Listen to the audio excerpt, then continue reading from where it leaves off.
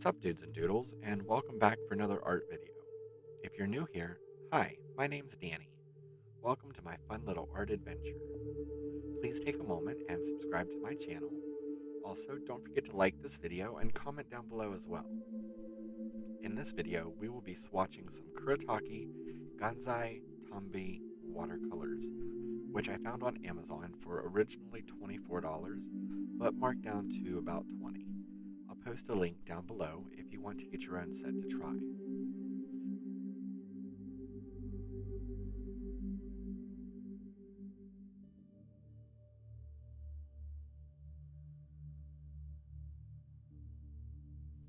The set that I ordered is the 18-pan set. I love the packaging right from the get-go. The green box with the gold details feels very elegant and oriental. It's very pleasing, or at least it is to me. Once we lift the lid, we find a plastic tray covering the paints.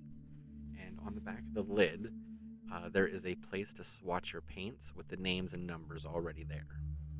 The only thing I don't like about it is the box is cardboard. So too much water and it may get ruined. But other than that, very nice details.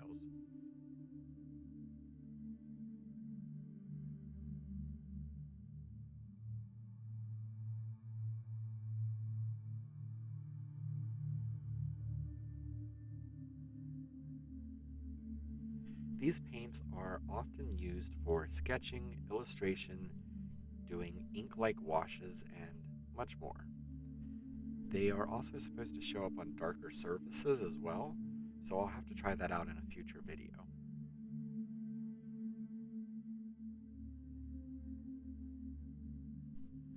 The pans are a little bigger than full pans. They are about 2 inches by 1 inch, and each pan can be removed to be placed in your own palette if that would be something that you'd like to do. However, mine for the time being will be staying in this beautiful box. On the back of each pan is a number on the bottom so that you can reorder individual pans in the future if you need to replace certain ones that you use too much.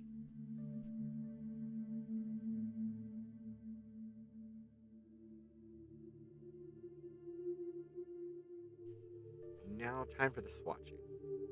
I am doing my swatches on Strathmore cold-pressed watercolor paper, 140 pound.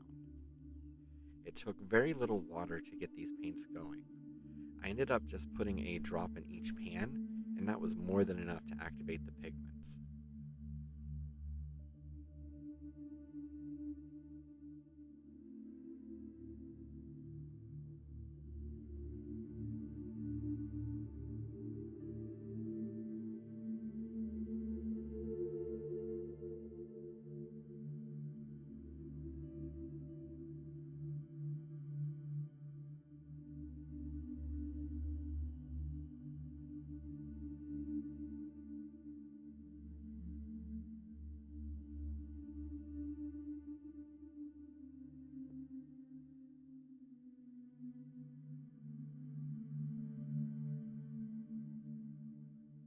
Each color was rich and bright, and later in the blending test, the colors transitioned smoothly from one into another. The only paint I had any problem with was the white. I let the black paint dry for a little bit. It was well over an hour. And then I put a thin strip down of the white just to see if it covered. It looked like it was going to cover, but as it dried, it turned into a dark gray, a little bit lighter than the black. So I tried it with different colors, and each time it did the same thing.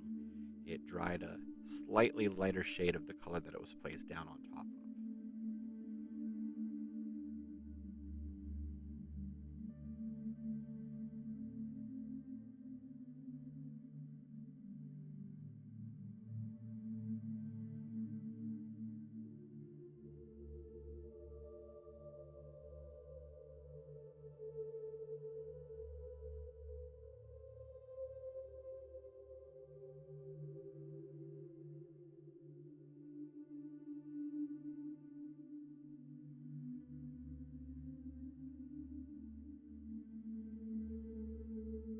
According to the website, these are traditional Japanese professional quality grade watercolors with a smooth, creamy consistency. colors are based off of nature and are supposed to be vivid and opaque. Also non-toxic, so you don't have to worry about spot or fluffy licking the paints, although I wouldn't recommend it. Best to keep them away from paws and little hands. Better safe than sorry. And I'm not going to swatch them with my tongue just to find out for you.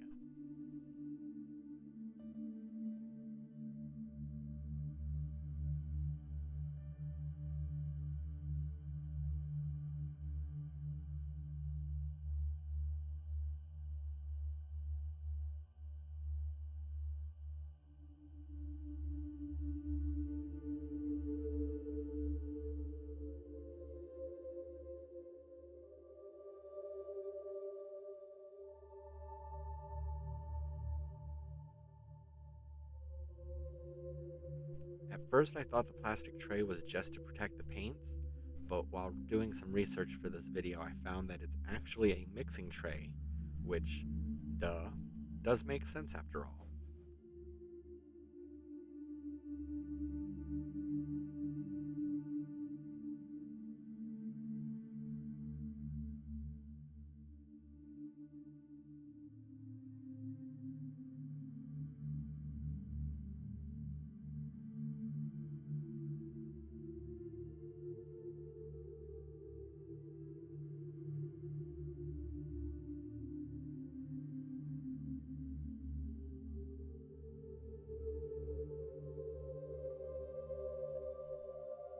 If I had to pick a favorite color out of this palette, it's a three-way tie between the second swatch, Rose Madder, the ninth swatch, Hooker's Green, and swatch number 12, Turquoise Blue.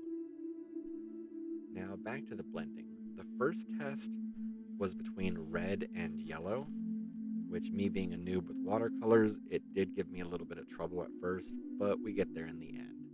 And the other three swatches ended up transitioning beautifully.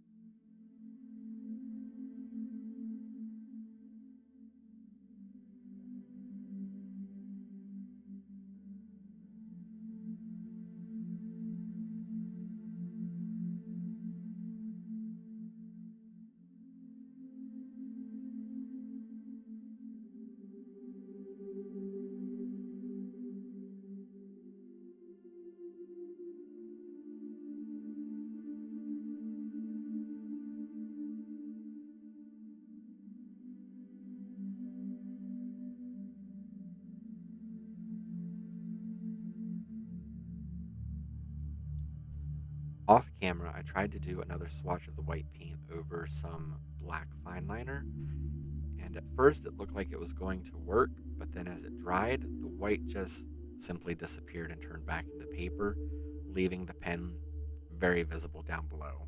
It didn't look like I put anything over top of it, actually. On a final note, after the paints have completely dried, I noticed there is a slight shine or a gloss, which I don't remember other watercolors having that I've tried before. Once dry, they kind of remind me more of an acrylic paint than a watercolor. I didn't notice any blooms or hard edges, but then again, I just did swatches. I didn't try doing washes or anything like that, which could be from the base that these watercolors are made from. Usually watercolors have a base of gum arabic, whereas these paints may also contain animal hide glue, beeswax, sugar, sugar syrup, or even glycerin. And they are very light fast, so your colors will stay vibrant longer.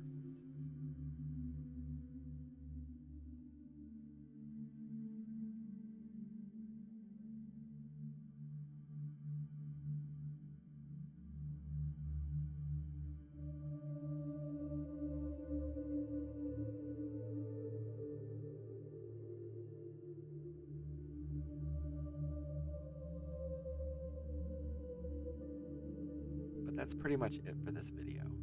I can't wait to try using these to do a future drawing that was recently commissioned. I'll have to edit it a little so that it's more YouTube friendly, but the unedited digital version is now available on my Patreon page under the Doodle tier. My social media links are available in the banner at the top of the channel page. Make sure you come find me on Instagram, Facebook, Twitter, and I also have a Discord server where we can talk about future videos, and I plan on doing some live streams there as well in the future. But I hope you enjoyed this video. Leave a comment down below. Have you tried these paints before? If so, what were your thoughts?